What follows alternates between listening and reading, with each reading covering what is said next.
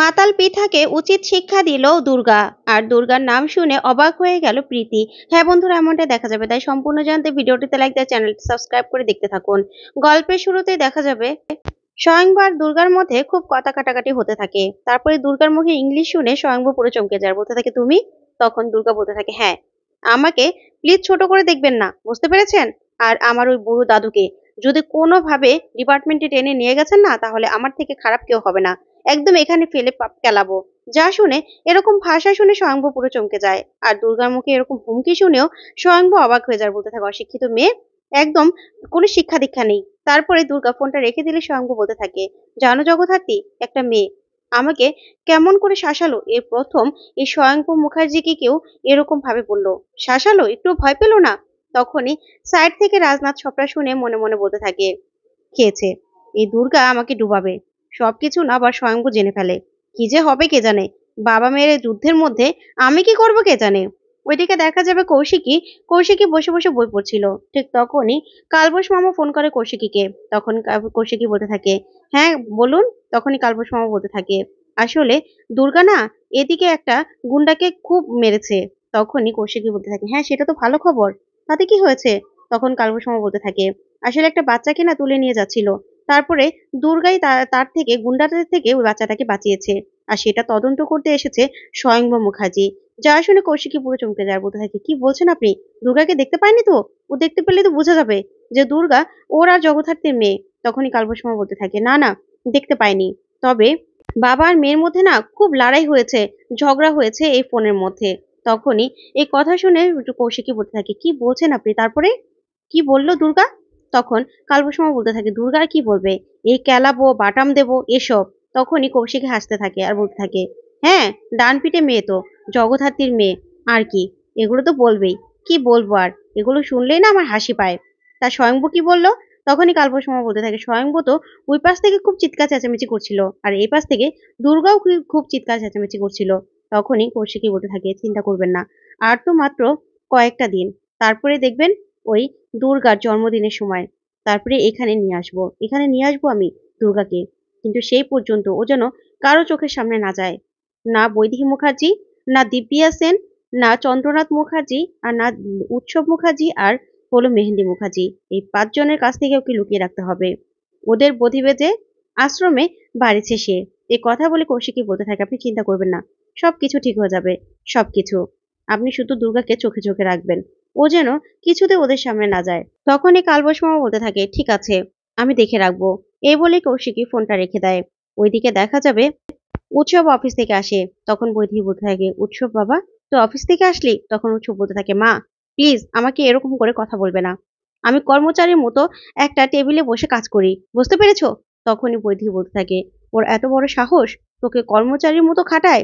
তখনই সানভি সেখানে চলে আসে আর এসে বলতে থাকে, মম প্লিজ, তুমি না ভাইয়ার কানে আর বিষ ঢুকিও না, কেন এসব বলছো বলো তো?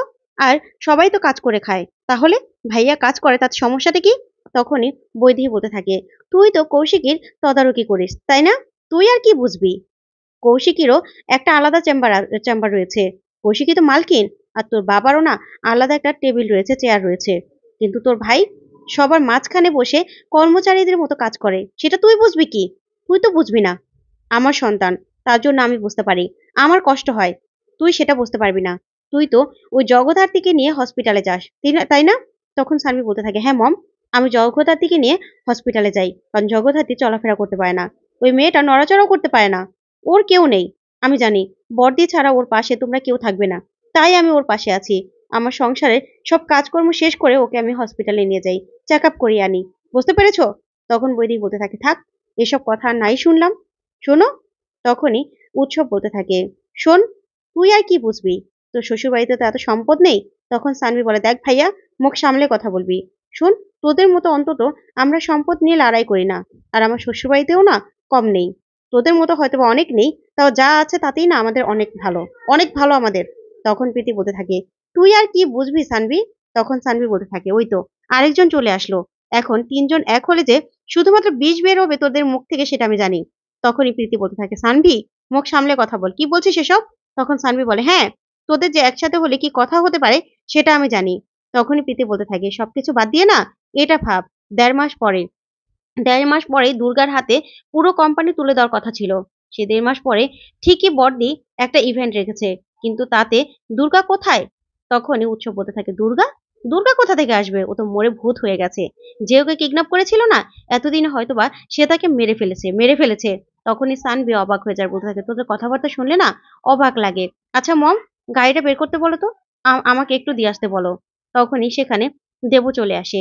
তারপরেই প্রীতিকে বলতে থাকে, "আচ্ছা, এত রাত হয়ে গেল। রাত পর্যন্ত কারো খাওয়াও হয়নি। আর তোমার মেয়ে পৃথা এখনো বাড়ি ফিরেনি। সে খবর রেখেছো প্রীতি?" তখন প্রীতি বলতে থাকে, "শোনো, এই মুখার্জি পরিবারের মেয়ে ও।